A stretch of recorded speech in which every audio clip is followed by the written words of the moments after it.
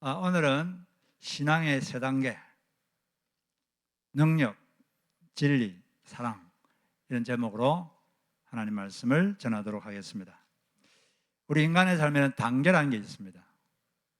처음에는 낮은 단계에서 시작해서 점점 단계가 높아지죠. 공부할 때도 그래요.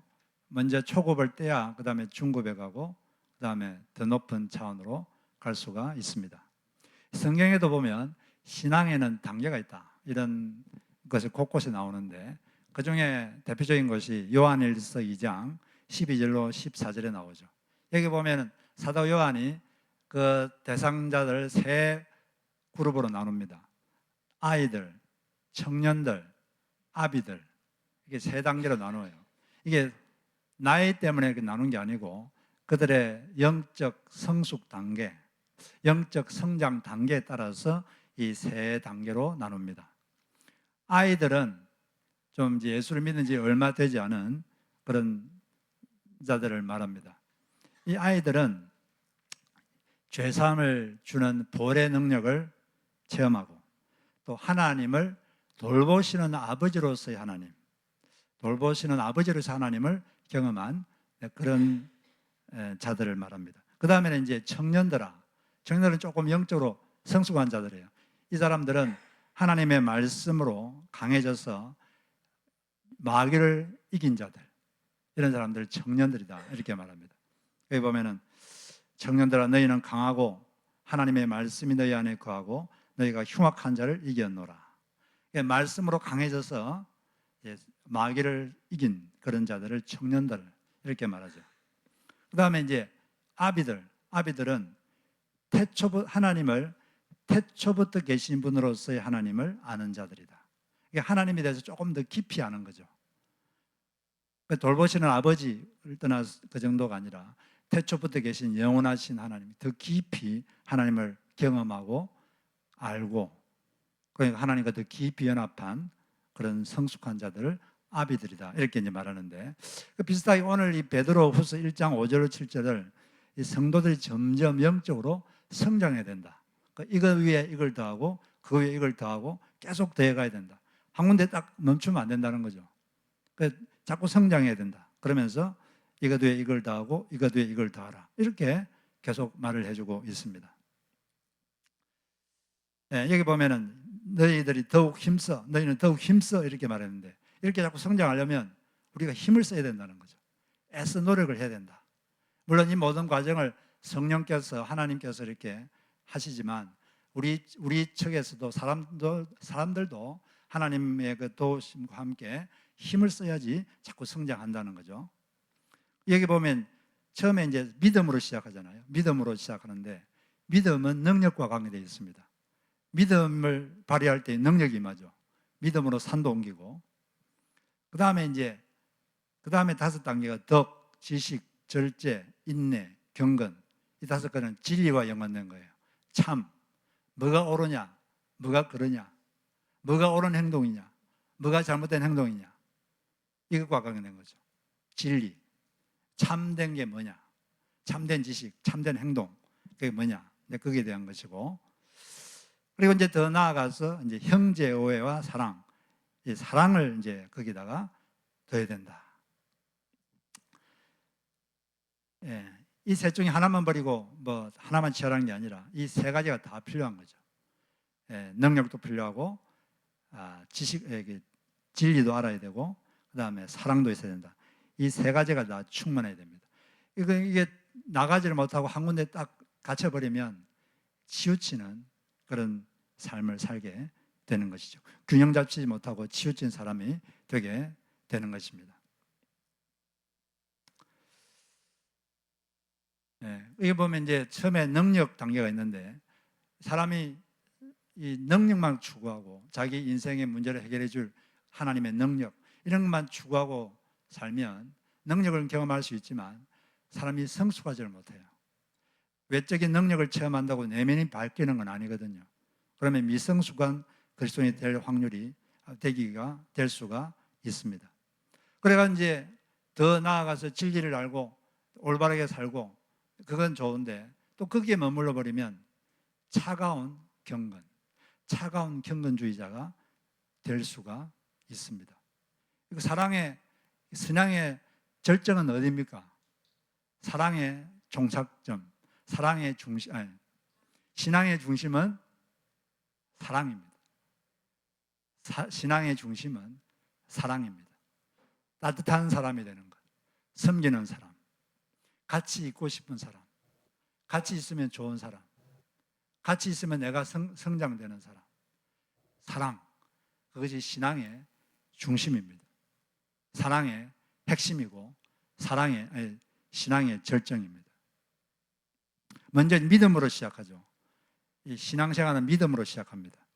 하나님과 사람이 관계를 맺으려면 사람이 하나님을 믿어야 돼요. 이게 안 되면 일단 관계가 성립이 안 됩니다. 이 하나님의 말씀을 믿고 예수를 믿으면 죄가 용서받고 하나님과 관계가 정상화된다. 이 말씀을 믿고 믿을 때 우리는 이제 하나님과 관계가 정상화되고 끊어졌던 하나님과 관계가 이어지고 이제 관계가 시작되는 거죠. 하나님의 자녀가 되고 믿음은 능력과 연결되는데 보통 사람들이 예수를 믿게 되는 이유가 다양합니다. 어떤 사람은 그냥 어릴 때부터 믿는 가정이 태어나가지고 교회 다니다 보니까 또 자연스럽게 예수를 믿게 되는 사람들도 있고, 어떤 또 이슬람에 다니는 분들은 갑자기 꿈에 예수님이 나타나가지고 나를 믿어야 된다. 또 그런 꿈을 꾸고 믿게 되는 사람들이 또 많다고 합니다. 믿게 되는 이유가 다양해요. 그런데 보통 그 예수님을 믿는 이유가 크게 두 가지가 있습니다. 첫째는 죄책감 때문에, 자기가 죄인임을 알고 자기의 죄됨을 알고 이 죄책감 때문에 이 죄 문제를 해결해 보려고 그렇게 예수를 찾아왔는데, 그리고 예수를 찾는 과정에서 이분이 내 죄 문제를 해결해 주는 구원자구나, 그걸 깨닫고 예수를 믿게 되는 경우가 첫째고, 두 번째는 살다 보니까 자신의 그 약함, 자신이 얼마나 약한 존재인가, 의지할 존재가 필요해서 의지할 대상을 찾아서 교회를 와서 예수를 찾다가 거기서 예수님이 구원자구나, 그걸 깨닫고 예수를 믿게 되는 경우가 있습니다. 처음에 이렇게 예수님을 자기의 죄 문제 때문에, 죄책감 때문에 이렇게 오신 분들은 처음에 예수를 믿으면 이 보혈의 능력을 체험하게 되죠. 이 죄책감이라는 게 되게 무섭습니다.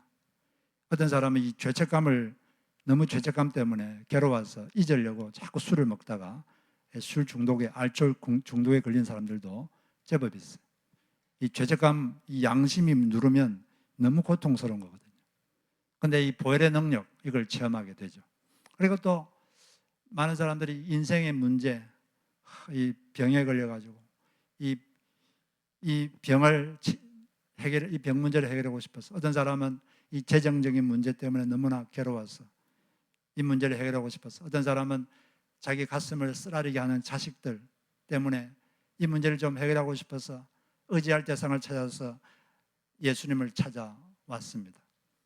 거기서 하나님의 능력을 체험하고 예수를 믿고 그런 경우가 있는 거죠. 처음에 예수를 믿으면 하나님의 능력을 더 잘 체험하게 해주십니다.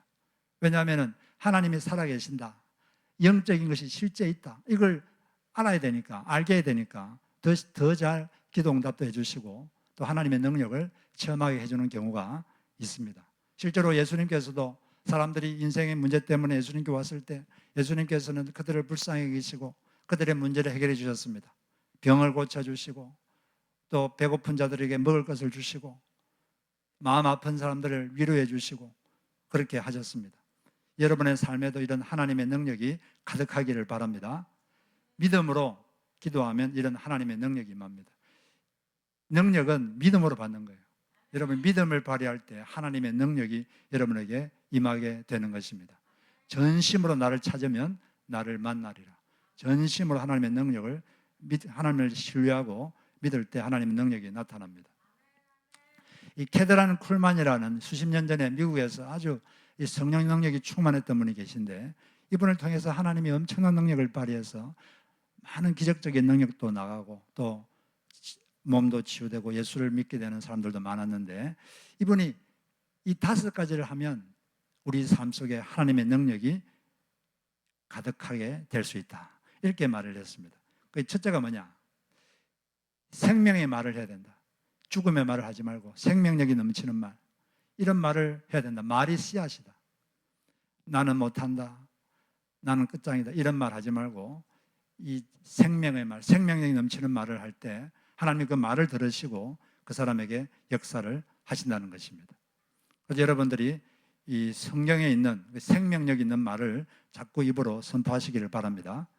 계속해야 돼요. 계속. 한두 번 하면 안 되고 지속적으로. 그 다음에는 불평을 버리고 감사를 해야 된다. 감사의 습관을 들일 때 하나님의 능력이 임한다. 없는 것 보지 말고 아직 있는 것, 하나님 이미 주신 것, 그게 집중하고 계속 감사할 때 하나님의 능력이 임한다. 그리고 세 번째는 하나님 앞에 잠잠히 앉아서 하나님의 음성을 기다리는 삶. 그러면서 자기의 삶과 하나님의 방향을 이렇게 맞추는 거죠. 하나님이 어디로 가기를 원하시는지, 하나님의 음성을 듣고 이렇게 자기의 삶을 그 방향에 맞출 때 인생이 쉬워집니다. 하나님이 이미 하기로 작정한 게 있는데 괜히 자기 힘으로 막 하려고 막 몸부림칠 필요가 없는 거죠. 잠잠하게 주님 앞에 나와서 하나님의 음성을 들어야 된다. 네 번째는 매일 자기를 내려놓고 하나님을 믿고 맡겨야 된다는 거죠. surrender. 자기의 삶을 주님께 내려놓고 맡기고 하면 더 하나님이 일을 하십니다. 자기 힘으로 다 통제하려고, 내 힘으로 다 통제하려고 움켜쥐면은 하나님이 일하시기가 힘들다는 거죠. 하나님을 믿고 자기를 내려놓고 맡길 때 하나님이 강력하게 일을 하신다는 것입니다. 이렇게 하나님을 믿고 이 손을 놓고 이렇게 맡기고, 다섯 번째로 믿음으로 과감하게 행동하면 하나님이 역사를 하신다는 것입니다. 행동해야 되는 거죠. 믿음으로 과감하게 행동하면 하나님께서 능력으로 일하신다. 이 다섯 가지를 말했는데 여러분들이 이걸 참고해서 여러분 삶 속에 믿음을 발휘할 이 핵심이 뭡니까? 하나님을 믿고 맡기고 믿음으로 행동하고 감사하면서 그렇게 살면 하나님의 능력이 여러분에게 임할 줄로 믿습니다. 그런데 이렇게 자꾸 이게 우리가 능력만 추구하고 자기의 삶의 문제를 해결하는 하나님의 능력만 추구하고 그것만 추구하고 여기 머물러 있으면 사람이 영적으로 어린 상태에 계속 머물게 됩니다. 미성숙하게 돼요. 성장을 못해요.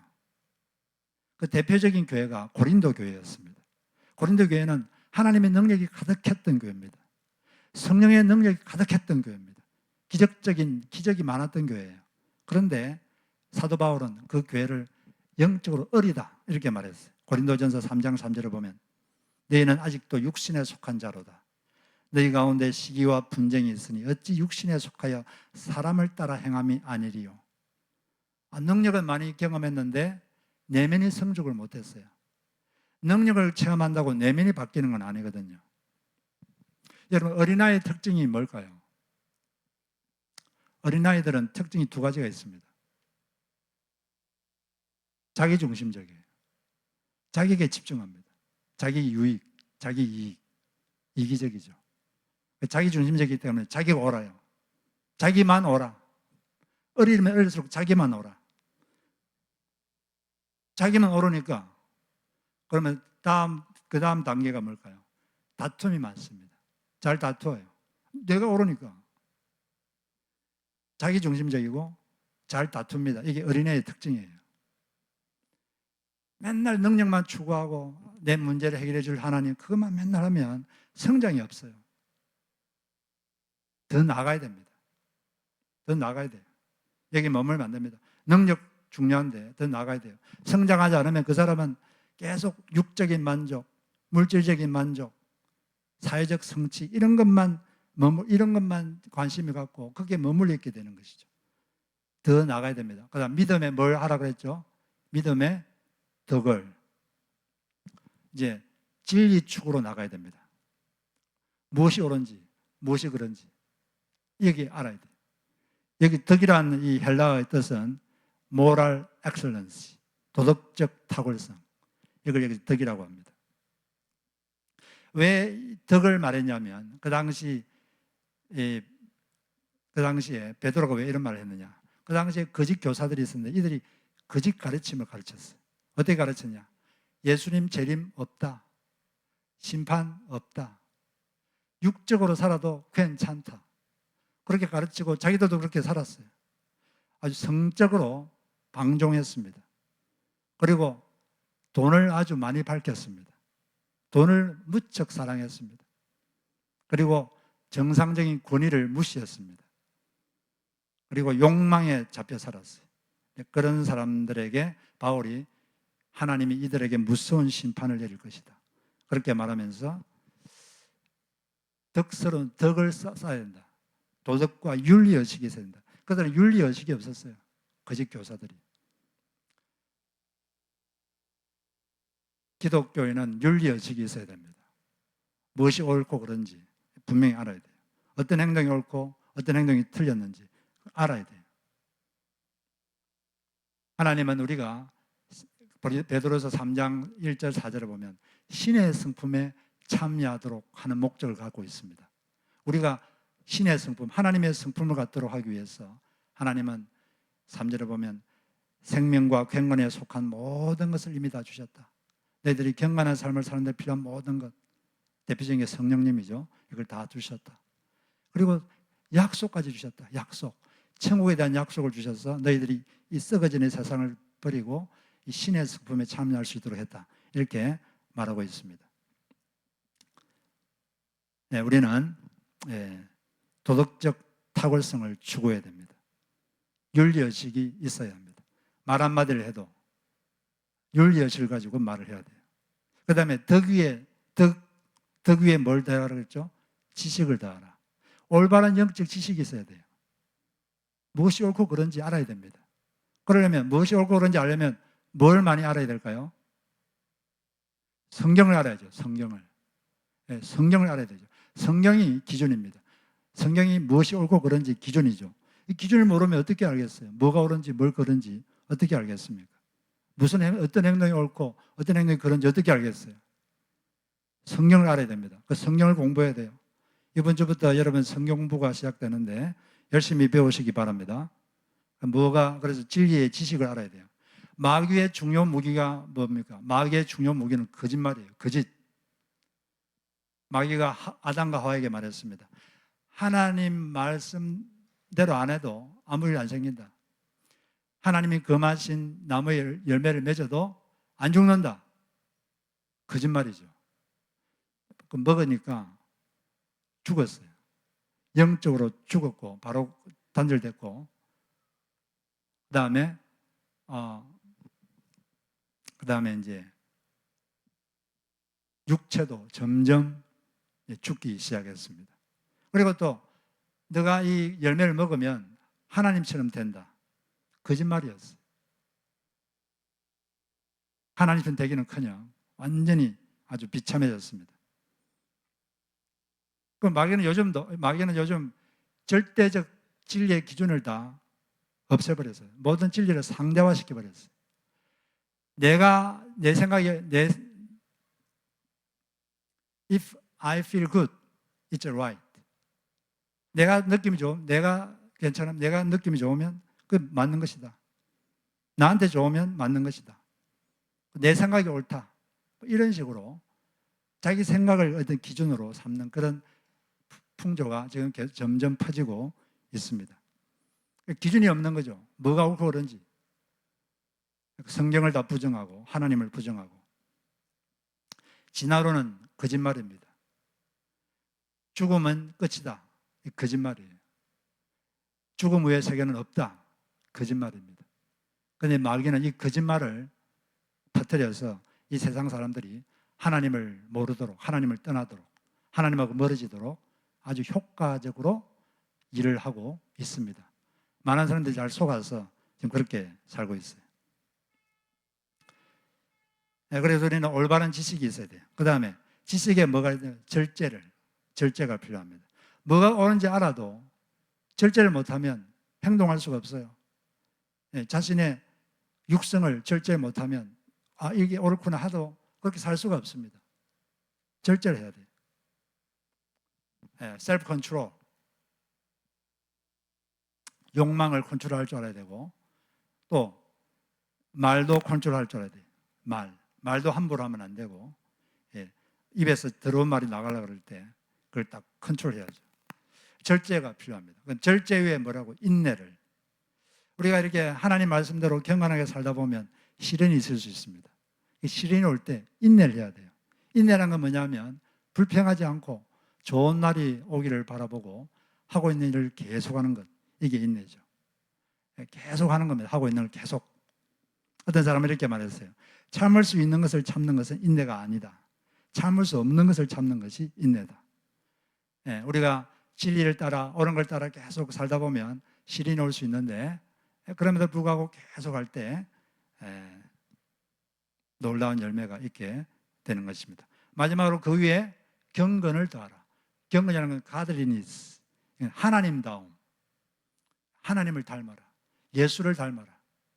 우리 예수님을 닮은 그런 목표를 가지고 뭐가 옳은지 그런지 잘 분별해서 우리가 힘을 쓰고 기도할 때 점점 우리가 그렇게 될 줄로 믿습니다. 그런데 여기서 그치면 문제가 생깁니다. 경건에서 그치면 큰 문제가 생겨요.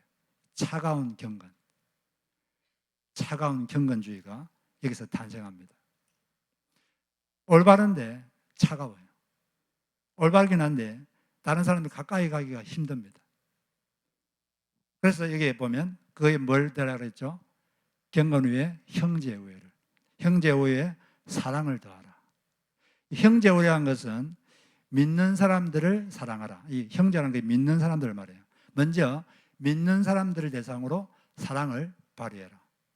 그 다음에 믿는 사람들을 사랑한 다음에는 이제 범위를 넓혀가지고 모든 사람들에게 사랑을 베풀어라. 이렇게 말하고 있습니다. 이 사람이 이게 사랑이 없으면 무슨 문제가 생기느냐? 진리는 아는데 지식은 있는데 사랑이 없으면 고린도전서 8장 1절에 보면 지식은 교만하게 하며 사랑은 덕을 세우나니. 사랑이 없고 지식에서 멈추면 사람이 교만해집니다. 교만하다는 것은 자기가 가진 지식으로 다른 사람을 재판하는 거예요.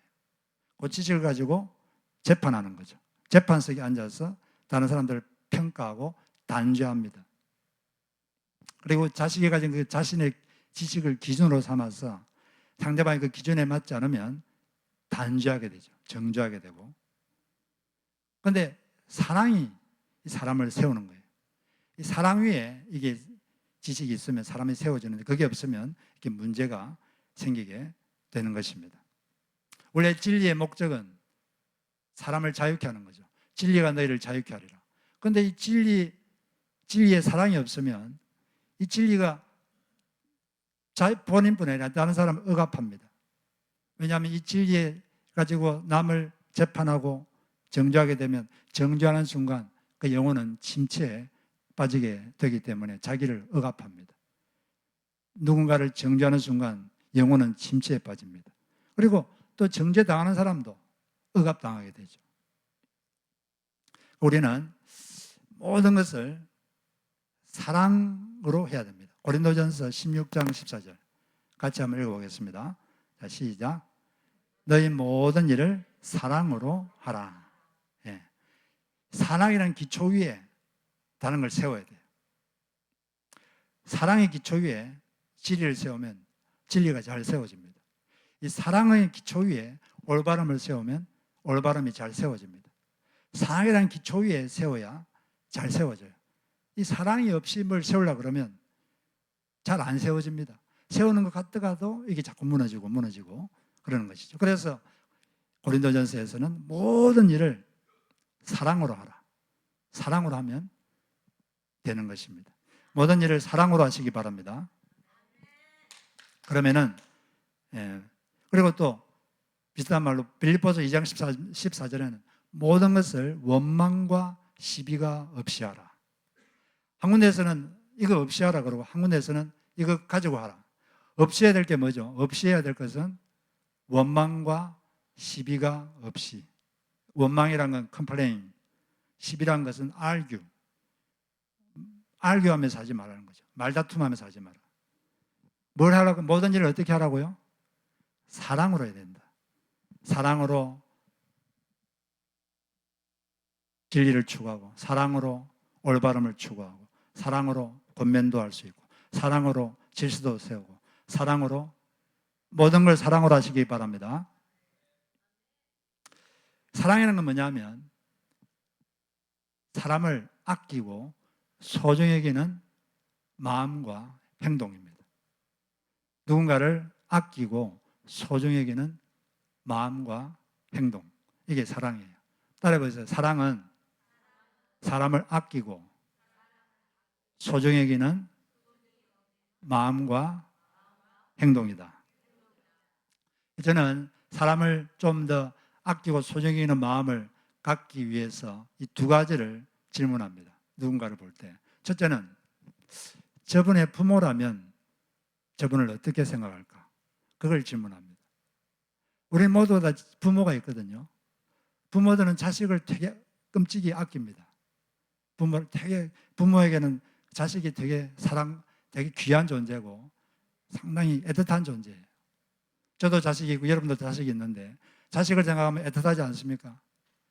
사랑스럽고 귀하고 너무 귀하죠. 저는 저희 아내를 볼 때도 가끔 이렇게 생각해요. 장인 장모님이 내 아내를 어떻게 생각할까? 그렇게 생각하면 마음이 더 애틋해집니다. 제 아내에 대해서. 얼마 전에 제가 결혼을 1998년도에 했는데 그때 비디오를 찍은 게 있거든요. 저는 그때 다시 안 봤는데 저희 아내가 비디오를 봤다고 합니다. 봤는데 보니까 저희 아내 아버지, 저희 장인어른이 계속 울고 있는 걸 보게 됐어요. 왜 울고 있을까요? 왜 눈물을 흘릴까요? 너무 귀한 자식이니까. 제가 나빠서 우는 게 아니고 귀한 자식이니까 그냥 이게 마음이 아픈 거죠. 자기를 떠나가니까. 그건 너무 귀한 자식이죠. 근데 만약에 제가 저희 아내를 함부로 대하면, 그리고 그걸 저희 장인이 알았다면, 저희 장모님이 알았다면 마음이 어떨까요? 가슴이 찢어집니다. 저는 이제 그런 생각을 하는 거죠. 그래서 우리 장인 장모님이면 우리 아내를 어떻게 생각할까? 그렇게 생각하면 마음이 더 애틋해지고 더 소중해지고 더 사랑스러워지는 거죠. 여러분들도, 그리고 그 부모도 가슴이 찢어지지만 예수님은 더 가슴이 더 찢어집니다. 더 사랑하거든요. 여러분들이 누군가를 볼 때 사랑스러운 마음이 별로 없으면 한번 그렇게 생각해 보세요. 저분의 부모님이라면 저분을 어떻게 생각할까? 그렇게 생각하면 좀 더 마음이 따뜻해질 줄로 믿습니다. 두 번째 질문은 예수님이 저분을 어떻게 볼까? 예수님은 그 사람을 매우 사랑하셔서 위하여 죽으셨습니다. 여러분 옆에 있는 그분은 예수님이 매우 사랑하셔서 위하여 죽으신 귀한 분입니다. 제가 말은 조금 더 과장된 게 없어요. 제가 사실 그대로 말하는 겁니다. 목사라 사람이 아니라 진짜 그래요. 여러분 옆에 있는 분은 어떨 때는 여러분 마음을 불편하게 할 수도 있고 그런데 바로 그분, 여러분 가끔씩 여러분 마음을 불편할 수도 있는 그분을 주님은 몹시 사랑하셔서 그분 때문에 죽으셨어요. 그만큼 귀한 분입니다. 이 두 가지 질문을 하시고 옆에 분을 보시기를 바랍니다. 저분의 부모라면 어떻게 생각할까? 저분을 예수님이 몹시 사랑하셔서 위하여 죽으신 귀한 분이다. 이렇게 생각하시고 보시기를 바랍니다. 그런데 그런 이제 마음이 또 그렇게 하려고 하지만 또 그런 마음이 안 따라올 때가 있죠. 네. 그럴 때는 사랑이라는 건 행동하는 거예요. 사랑은 감정이기 전에 행동입니다. 아끼고 소중히는 마음과 행동이라고 그러는데 마음이 잘 안 따라올 때가 있는데 그럴 때는 그냥 상대방을 소중한 분이다, 아끼는 분이라고 생각하고 그렇다면 내가 어떻게 행동할까? 이분이 소중한 분이라면 내가 어떻게 행동할까? 라고 질문해 보시고 행동하면 돼요. 그러면 마음이 따라옵니다. 감정이 따라와요. 근데 자기 감정이 불편하다고 감정대로 해버리면 감정은 더 나빠집니다. 그 관계 악한 영들이 틈을 타요.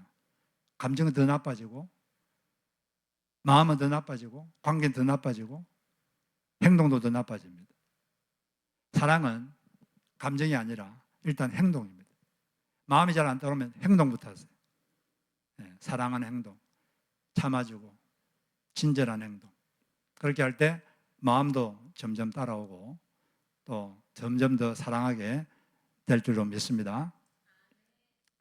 베드로서 1장 7절에 보면 이 사랑이란 말이 있는데 이 사랑이 아가페예요. 아가페. 아가페란 것은 희생적 사랑, 바라지 않고 주는 사랑. 이걸 아가페 사랑이라고. 희생적인 것. 자기를 희생하는 거죠. 그걸 바라지 않고 주는 거죠. 뭘 반대급부를 바라지 않고 그냥 주는 것. 이게 아가페 사랑인데 이 사랑을 가장 잘 설명하는 것이 그 누가복음 10장에 나오는 선한 사마리아인이죠. 이 사마리아인은 길거리를 가다가 강도 만나서 다 뺏기고 피를 철철 흘리는 그 사람을 주막으로 데려갔어요. 가가지고 치료해주고 그리고 두 데나리온 이틀치 일당을 그 여관 주인에게 주면서 치료해달라 그러고 또 자기 일보러 가면서도 내가 다시 오겠다. 더 필요하면 돈을 더 주겠다. 아무 상관도 없는 사람인데 치료해준다고 돌아올 거 아무것도 없어요. 그냥 치료하는 그냥 주는 겁니다. 그냥 돈도 주고 시간도 주고 불쌍하니까 당연히 그래야 되니까 그냥 하는 거예요. 아무것도 바라지 않고. 이게 진짜 사랑입니다. 뭘 바라고 주는 것 그게 아니고 아무것도 돌아오지 않아도 그냥 주는 것. 그게 기독교의 사랑입니다. 그게 아가페 사랑입니다. 그게 쉽지는 않지만 뭐가 기준인 줄 알아야 되잖아요. 성경에서 기준이 뭔지는 알아야 되잖아요. 못하더라도 기준은 알고 못하면 회개하고 할 수 있도록 해달라고 기도하고 그게 기독교인의 삶입니다. 그래서 이 하나님이 이 희생적 사랑을 하셨어요. 우리도 그런 사랑을 할 수 있는 그런 우리가 되었으면 좋겠습니다. 그래서 사랑의 본이 된 우리 마더 테레사는 이런 말을 했어요. 참 사랑에는 아픔이 따릅니다. 그래서 우리는 아플 때까지 주어야 합니다. 그렇지 않으면 그것은 참 사랑이 아닙니다. 참 사랑에는 아픔이 따른다는 거죠. 그래서 우리가 사랑하는 사람이 되길 원해요. 우리가 우리의 사랑의 용량을 키우려면 하나님이 뭘 하시면 좋을까요? 여러분의 사랑의 용량을 키우려면 하나님이 뭘 하실까요? 사랑하기 힘든 사람을 옆에 붙여줍니다. 그게 제일 빠른 방법이에요. 제가 옛날에 고등학생 때 공부를 좀 했는데 수학 공부를 좀 좋아했는데 수학 실력이 높아지려면 어떤 분야, 그 분야 2차 방정식이다. 그러면 아주 어려운 문제를 풀어요. 아주 어려운 문제. 쉽게 안 풀리는 문제를 그거 가지고 계속 고민하고 오랜 시간 동안 하다가 풀면 실력이 확 높아집니다. 그거죠. 사랑의 용량을 높이려면 사랑하기 힘든 사람을 옆에 붙여주는 거. 그게 제일 빠릅니다. 그래서 여러분 주변에는 늘 조금 사랑하기 힘든 사람이 있을 수 있습니다. 그런 사람이 있을 수 있는데 그것은 왜 그러느냐? 하나님이 여러분을 괴롭히려고 그런 게 아니라 우리의 사랑의 용량을 키워주려고 그러려고 잠시 붙여주는 거예요. 그 사람은 바로 그런 사명을 가지고 여러분 옆에 있는 겁니다. 그 사람은 사명자입니다. 하나님이 보내신 사명자.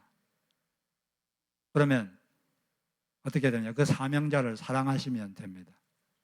그 사명자를 사랑하면 그 사명자가 변하든지 아니면 떠나든지 사명자를 사랑하십시오. 신앙의 절정은 사랑입니다. 신앙의 중심은 사랑입니다. 우리는 옳은 사람이 되어야 됩니다. 그러나 넘어서서 사랑하는 사람이 되어야 돼요. 우리는 바른 사람이 되어야 되지만 먼저 따뜻한 사람이 되어야 됩니다. 예수님 바리새인들 때문에 너무 가슴이 아팠어요. 그들은 나름대로 올바른 사람들이었는데 차가웠어요. 수십 년 동안 어떤 병이 걸려가지고 아주 고통에 빠진 사람이 있었습니다. 예수님이 그 사람의 병을 고쳐주셨어요. 그 사람이 너무 기뻐서 춤을 췄어요. 그런데 바리새인들은 그 치료 방식이 자기들의 기준에 맞지 않다고 그 치료받아서 기뻐하는 사람을 비난했습니다. 그리고 고쳐준 예수님도 비난했어요. 치료 방법이 자기들이 갖고 있는 기준이 안 맞다고. 그게 정상입니까? 수십 년 동안 병 때문에 고통받다가 치료받으면 기뻐해야 되잖아요. 같이 기뻐해주고. 하나님은 나는 제사보다 인애를 원한다. 제사 잘 드리는 것보다, 제사를 올바로 드리는 것보다 나는 사랑을 원한다. 그런데 바리새인들은 제사를 똑바로 드리려고 사랑을 버려버려요. 사람을 확 버려버렸어요. 그러면 작은 것 가지려고 큰 걸 다 버려버리는 거죠. 이게 무슨, 그러면 안 되는 거죠. 신앙이 정말 좋은 사람은 특징이 따뜻합니다. 신앙이 정말 좋은 사람은 따뜻합니다. 사람들은 따뜻한 곳으로 모입니다. 사람들은 차가운 곳을 싫어해요. 기러기도 그렇고 사람도 그렇습니다. 기러기는 차가운 곳을 싫어합니다.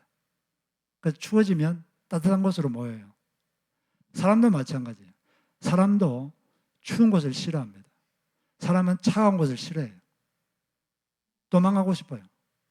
어디로 갈까요? 따뜻한 곳.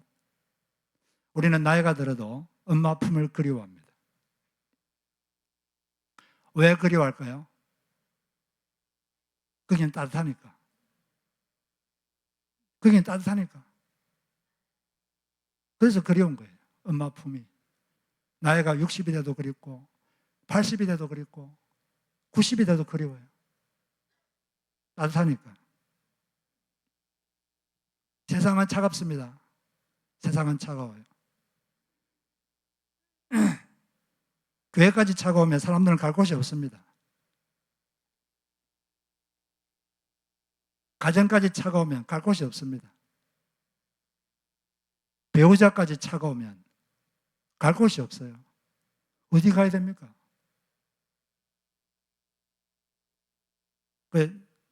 모든 것을 사랑으로 하시기 바랍니다. 사랑의 마음이 부족하면 잠시 멈추십시오. 자기를 점검하십시오. 그리고 상대방을 그 사람의 부모의 마음으로 보십시오. 그리고 주님의 시선으로 보시기 바랍니다. 그렇게 해도 늦지 않습니다. 그런 다음에 다시 행동하시기 바랍니다. 그래도 안 늦어요. 모든 것을 사랑으로 하라. 이게 주님의 명령입니다. 우리는 점점 성장해야 됩니다. 여러분, 하나님의 능력을 추구하십시오. 그 능력으로 산도 옮기시고 그 능력을 받아서 사람들의 문제도 해결하시고 여러분의 문제도 해결하시고 능력을 발휘하시기 바랍니다. 그리고 또 진리를 추구하십시오. 뭐가 옳은지 뭐가 그런지 아시고 올바른 삶을 사시기 바랍니다. 그리스도인들은 기독교는 윤리의식이 있어야 돼요. 도덕적으로 탁월해야 됩니다. 그러나 거기서 머무르면 안 되고 거기서 머무르면 차가운 존경이 될 수 있습니다. 사랑을 하십시오. 같이 있으면 좋은 사람, 같이 있고 싶은 사람, 같이 시간 보내고 싶은 사람, 그런 사람들이 되시기 바랍니다. 능력, 진리, 사랑, 이 세 가지가 다 충만하시기 바랍니다. 이 세 가지가 다 겸비된 그런 충만한 예수의 사람들이 다 되시기를 주의 이름으로 축복합니다. 우리 같이